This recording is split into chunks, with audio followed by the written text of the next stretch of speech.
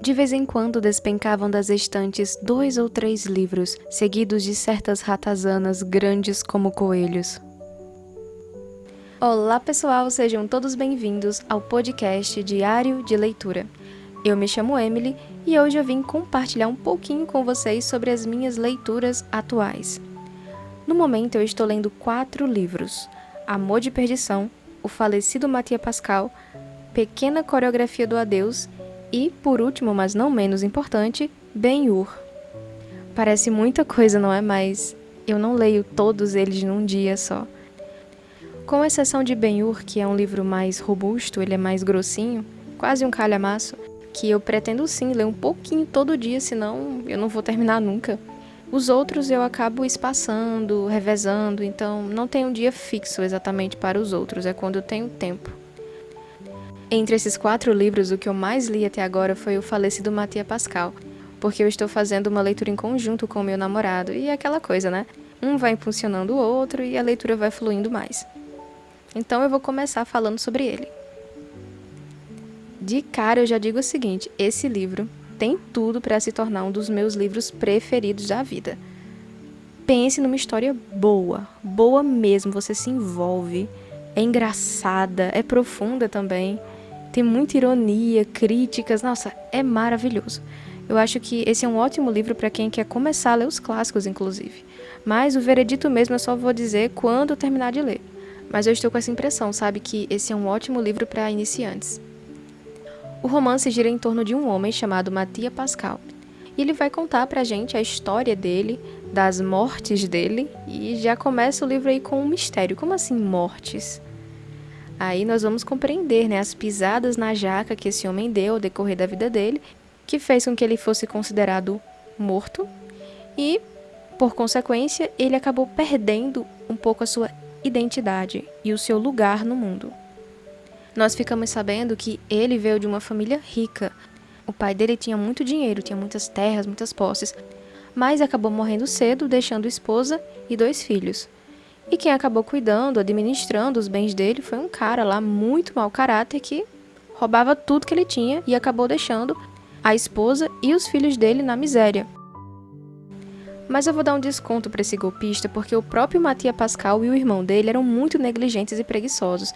Eles cresceram, deixaram de ser criança, então eles tinham condições de tomar as rédeas da vida deles, estudar para poder administrar os bens da família, cuidar da mãe, mas não fizeram nada disso, queriam uma vida fácil, não queriam se esforçar e deixaram que o golpista lá continuasse roubando a mãe deles, enfim. Em dado momento, um amigo do Mattia Pascal chega e fala para ele que está apaixonado por uma moça. E ele se aproxima dessa moça para tentar criar essa ponte entre o amigo e essa moça. Só que ele também acaba se engraçando com a menina, e a menina se engraça com ele e não com o amigo dele.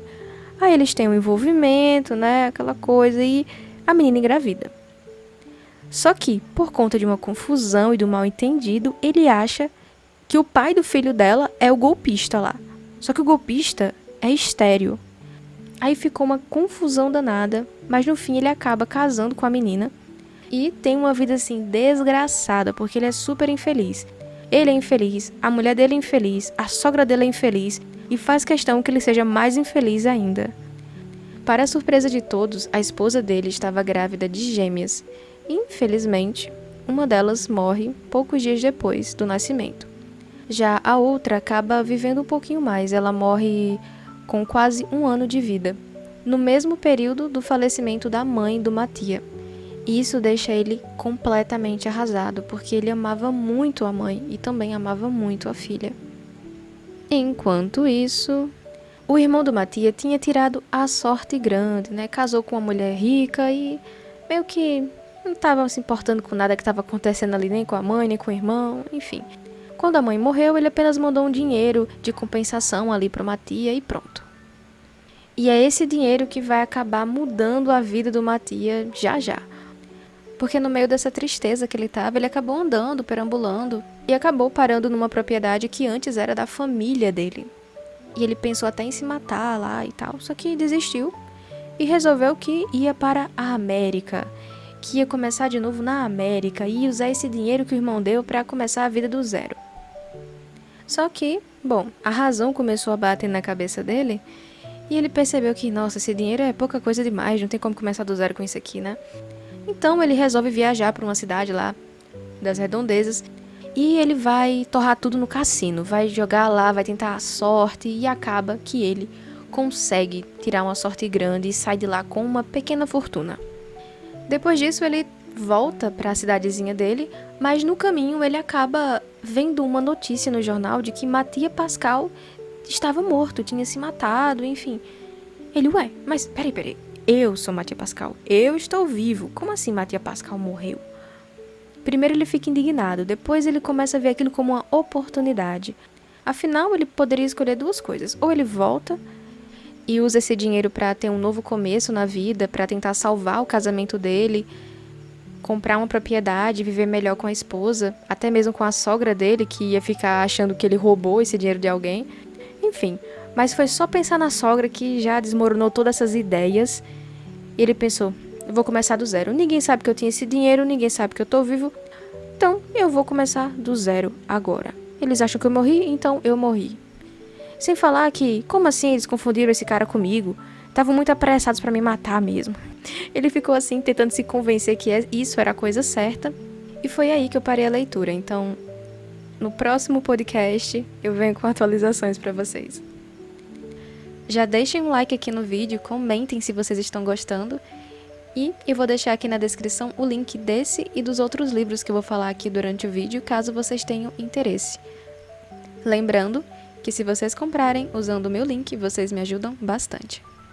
O segundo livro que eu tenho mais propriedade aqui para falar com vocês é Amor de Perdição, de Camilo Castelo Branco.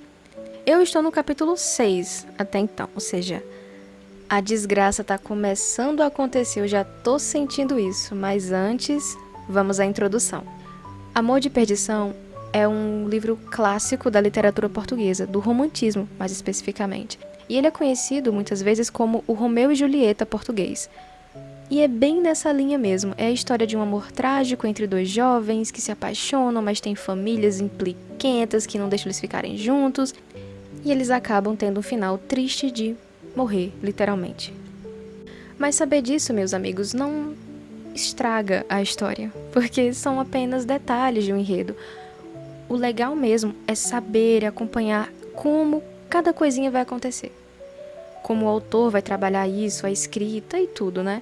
Porque senão ninguém mais leria nem amaria Romeu e Julieta até hoje, só porque sabe do final. Vamos à história então, aos detalhes de Amor de Perdição. O Romeu dessa história se chama Simão e a Julieta se chama Teresa. Simão, ele é parecido com o Romeu na personalidade, só que ele é bem mais complicado que o Romeu.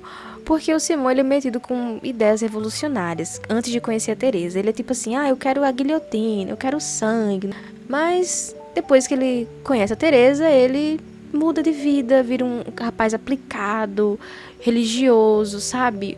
Ordenado, não fica arrumando mais briga no meio da rua, não é mais preso na universidade porque fica incitando o regicídio, entendeu? Ele muda totalmente. E tudo isso porque ele se apaixonou pela Teresa, que era a vizinha dele. Então, assim, eles tinham quase um web namoro, eles nunca nem tocaram na mão, nem se abraçaram, nem se beijaram, só se viam pela janela e conversavam. E esse amor entre eles foi suficiente para ele largar aquela vida desordenada que ele tinha, violenta, um cara muito troncho. E a família dele notou essa diferença, né?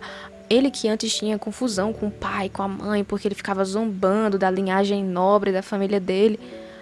Agora ele só pensa em estudar para poder trabalhar e sustentar sua futura esposa de forma digna.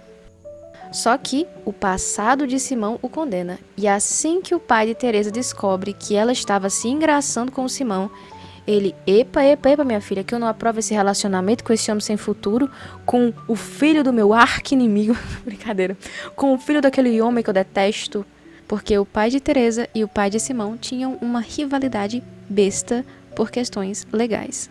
O pai dela no primeiro momento queria partir para a brutalidade, mas aí ele acalmou um pouco e percebeu que não era assim que se manejava as coisas, que ele não ia conseguir manipular a filha dele com toda essa força, com essa violência. Então ele pensa com os botões dele que, na verdade, a Teresa só está encantada, iludida com esse rapaz porque ela não conhece outros rapazes. Afinal, ela não é como as jovens da idade dela que ficam nas festas e tem um monte de paqueras, que é só entrar no lugar que tem um monte de súditos aos seus pés. Ela é uma moça mais reclusa, ela não tem essa vida social.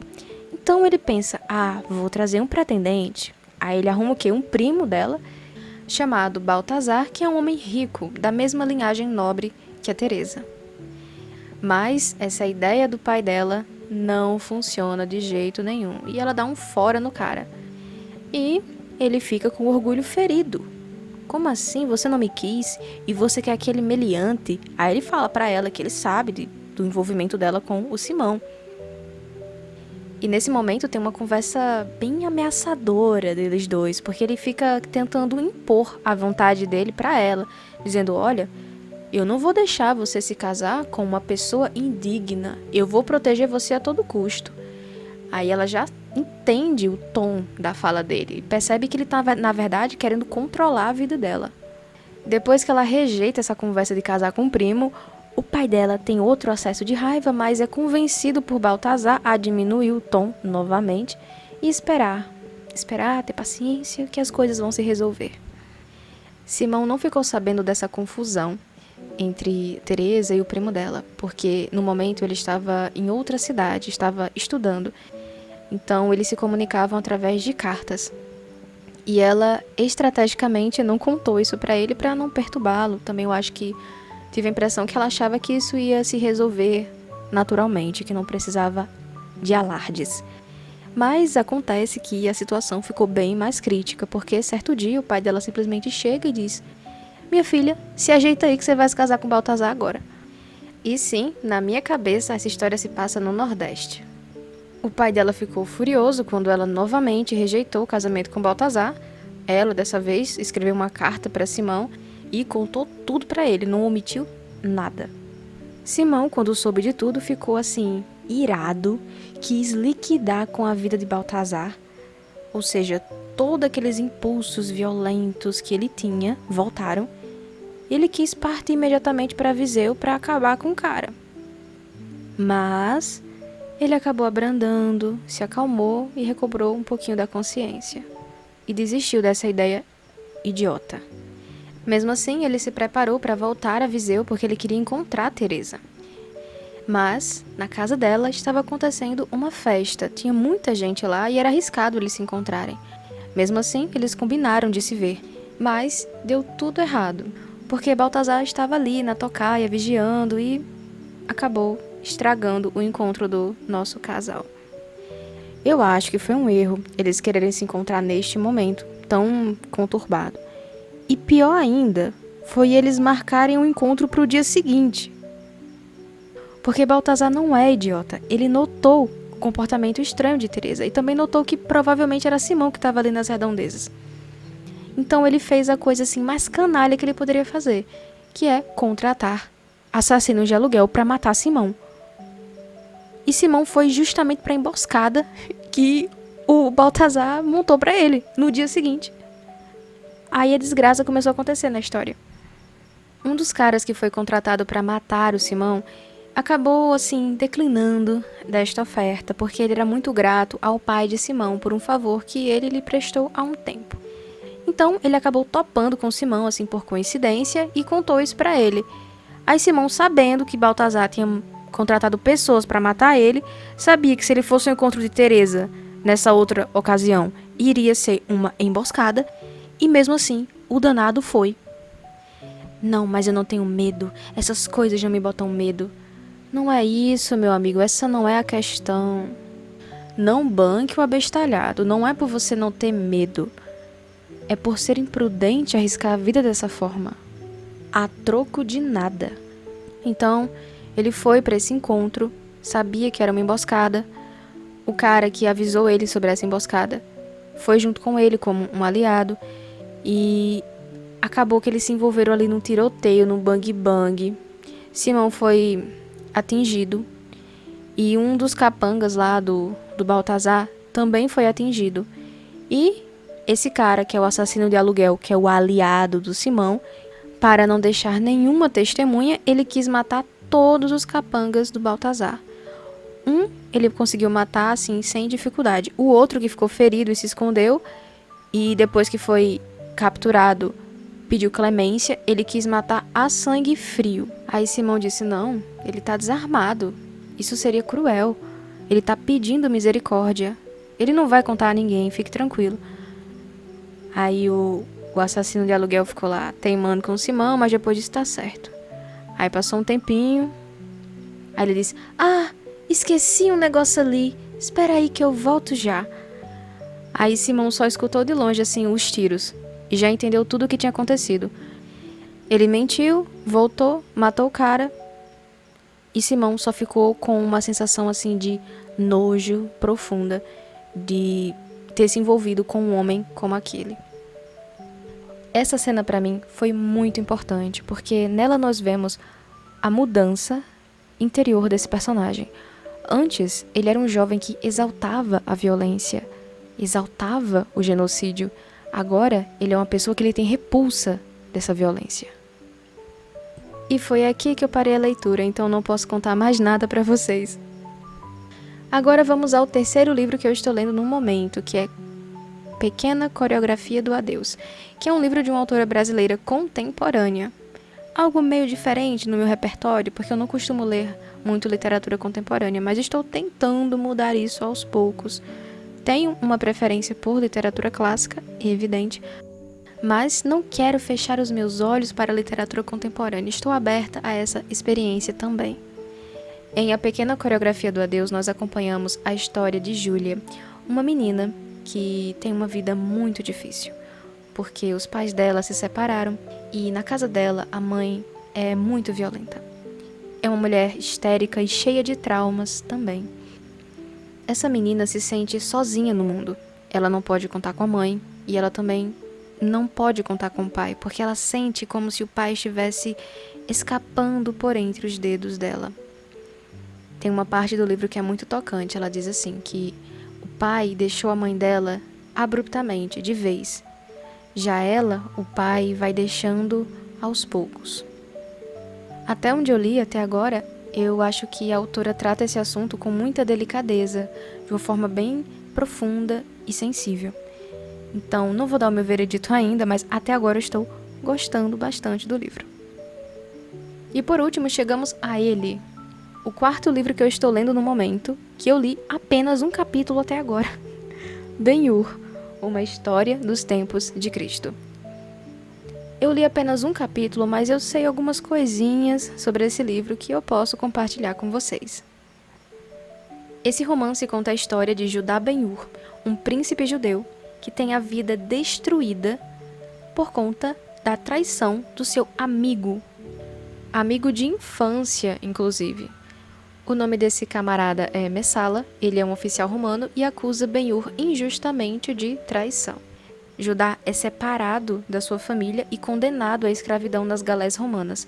E lá ele enfrenta muitos sofrimentos e passa por toda uma jornada para depois conseguir sair dessa condição e também se vingar de Messala. Mas muita coisa vai acontecer nessa história. Ele vai se vingar ou não vai se vingar? Vai desistir ou vai continuar com a vingança? Quem é que sabe? Quem assistiu o filme sabe. Tem 2 filmes que foram inspirados nesse romance. Um clássico de 1959 que ganhou 11 Oscars e um mais recente de 2016. Eu não assisti nenhum dos 2, então não posso avaliar os filmes ainda, mas até eu terminar essa leitura eu vou assistir os filmes e eu venho contar pra vocês também o que eu achei deles, qual foi o melhor, na minha opinião, essas coisas. Bom, por hoje é isso. Não esqueçam de deixar um like se vocês gostaram do vídeo. Se inscrevam no canal para acompanhar os próximos vídeos. Fiquem com Deus e até a próxima!